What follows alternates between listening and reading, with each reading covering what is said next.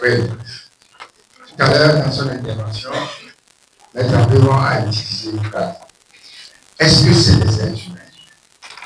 Il ne connaît pas la profondeur de la phrase. C'est ce qu'on veut aujourd'hui. C'est l'interrogation qu'on veut nous imposer.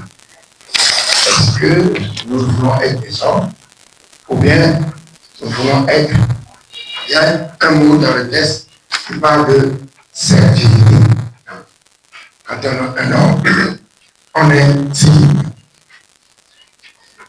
Mais dans la vie, il y a ceux qui veulent être des hommes et ceux qui se disent, bon, je vais profiter de la situation pour me mettre un peu dans la poche. Et nous, depuis toujours, on a voulu être des hommes. Juste des hommes. Un homme, il est dit. Mais chacun doit se battre. Chacun doit se battre pour que son prochain ne le considère pas comme un idiot. Parce que le prochain est peut-être lui idiot. Mais il ne faut pas se laisser considérer quand on est un homme comme idiot. Le peuple togolais ne se laisse pas considérer comme un ramassis d'idiots. Parce que ce qui a été fait là, modification de la Constitution, on a modifié, on a fait n'importe quoi, à tort et à travers. Et tout le monde le sait. Quand ils ont modifié la Constitution, ils ont fait des débats, ils ont monté des hommes intelligents qui ont dit qu'ils sont allés où? En Inde. Ils sont allés en Inde, non? Pour voir. Ils disent qu'ils sont allés, ouais, ils ont pris aussi comme exemple l'Italie. Bien. En Inde et en Italie, le chef de l'exécutif est nommé par le chef de l'État. M. Faure Gnassingbé, il a fait des acrobaties pour se faire nommer chef de l'exécutif, cumulant toutes les fonctions de président de la République de la 4e République. Il a tout ramassé en semaine. Mais la Constitution dit le président de la République est le chef de l'État. M. Faure Gnassingbé n'est pas le chef de l'État. En Inde, je reviens à ce que je disais, en Inde et en Italie, il y a un acte formel de nomination du chef de l'exécutif par le chef de l'État. Cherchez, quand on veut contester, on cherche et on conteste. Donc, quand nous affirmons qu'il n'y a pas un acte officiel qui attribue la légitimité à M. Faure Gnassingbé, c'est vrai. M. Faure Gnassingbé aujourd'hui est quoi? Il est le chef de la majorité à l'Assemblée nationale. Il est le chef de la majorité, du parti majoritaire. Il n'est que le chef du parti majoritaire à l'Assemblée nationale. Et encore, quelle Assemblée nationale? Sur des élections frauduleuses. Même on dit ça. Il est le chef du parti majoritaire à l'Assemblée nationale. Pourquoi le parti majoritaire à l'Assemblée nationale va nommer le chef de l'exécutif? Au nom de quoi? Interrogeons-nous. Au nom de quoi? Son parti est une association. Ce n'est qu'une association. Il ne peut pas nommer. Il ne peut pas. On dit que l'Assemblée nationale a pris acte de la désignation par le RPTI du chef.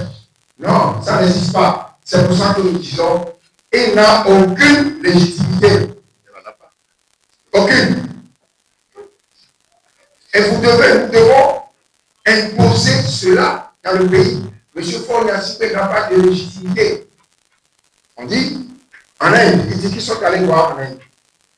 Est-ce qu'ils ont regardé que le président, le chef de l'État Qui leur a écrit que le président de la République est le chef de l'État? C'est eux-mêmes. Si le président de la République est le chef de l'État, il doit nommer, comme ça se fait dans les régimes parlementaires normaux, mais le régime parlementaire en Grande-Bretagne ou bien en Allemagne. En Grande-Bretagne, c'est le roi ou la reine qui nomme. C'est le régime parlementaire. Le roi ou la reine nomme le premier ministre. Non, on n'a pas dit que son parti non, c'est un acte. En Allemagne, c'est le président de la République. Quand vous dites que c'est le chef de l'État, laissez le chef de l'État faire. Le chef, quand dit le président de la République est le chef de l'État. Mais le chef de l'État, ça dit, c'est la fonction suprême. Il n'y a personne au-dessus de lui. Amenez-le. Là, vous-même, vous ramassez tout. Vous remettez ça à quelqu'un qui n'est pas le chef de l'État. Il n'a rien à dire. Quel est le mandat qu'il a? Bon, si demain on dit de démissionner, il va dire, bon, j'ai fait 3 ans de mon mandat, quel mandat? On dit de démissionner. Il a fait quel mandat? 3 ans, 2 ans, 1 an de quel mandat? Ces questions-là, nous devons nous les poser. On n'écrit pas une constitution pour s'amuser. Si des roulards sont venus l'aider pour écrire une constitution dans laquelle il y a n'importe quoi, il faut qu'ils réfléchissent un peu. Ils s'adressent à des hommes qui, eux, ont le devoir de réfléchir. Nous avons le devoir de réfléchir. Nous avons le devoir de refuser qu'on nous traite comme un ramassis d'idiot. C'est notre devoir. Dans une constitution, on vérifie quel est l'équilibre des pouvoirs. Quel est l'équilibre des pouvoirs? Vous dites que vous écrivez une constitution avec un régime parlementaire et vous mettez là-dedans que si jamais le premier ministre est renversé, ce n'est pas lui qui tombe. Comme ça se passe dans tous les pays du monde. Si on le renverse, il ne tombe pas. C'est l'Assemblée qui l'a renversé qui tombe. Et vous avez vu ça où? Et vous avez vu ça, vous vous amusez avec nous. On écrit n'importe quoi dans une constitution. Non! S'il vous plaît, vous devez nous aider à débusquer ces choses dans la... Il y en a plein. Il est élu de personnes et lui, il peut faire tomber une assemblée constituée d'élus. Il est juste élu par son parti. Encore, je ne sais pas s'il est élu par son parti.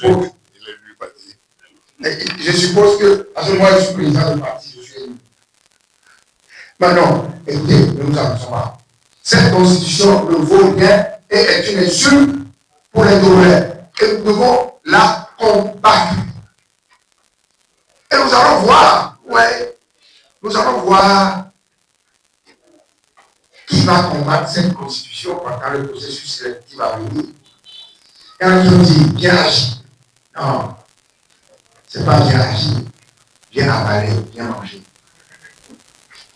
On va voir qui va combattre cette constitution. Le volet bien agi. Ceux qui vont indiquer à vous avaler. Nous allons les voir. Nous allons voir, examiner leur attitude par rapport à la constitution de la 5e République. Et vous saurez à quel jeu il se livre. Donc, il faut que nous soyons sérieux, rigoureux et combatifs. Combatifs. Nous avons dit à plusieurs ici, vous savez, on est en train de courir à 100 mètres. Mais le marathon est en train de se terminer. Le marathon, là, on court depuis un mois. Et il va se terminer bientôt. Notre devoir est de sensibiliser nos compatriotes, de leur dire que, bon, ils ont raison sur certains points. Parce que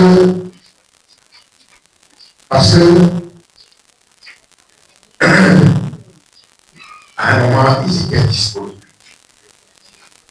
Ils se sont lancés dans le combat.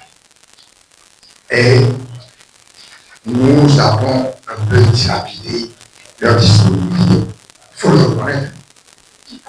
Mais nous sommes là.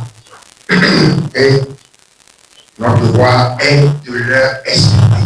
De leur expliquer que c'est une blague. Cette constitution n'est qu'une blague. On compte sur, mon ami, la terreur d'État. Tu comptes sur ça. Ouais, on veut un État de droit débarrassé de l'imposture et de la terreur d'État. C'est ça. Vous n'êtes pas d'accord, vous le dites, ça ne doit pas vous dire. Vous n'êtes pas d'accord, vous contestez. Et on va je dirais, torturer, battre un médecin, un jeune. Parce qu'il a fait quoi? Il a marché, alors. C'est ces choses-là qu'on ne veut pas.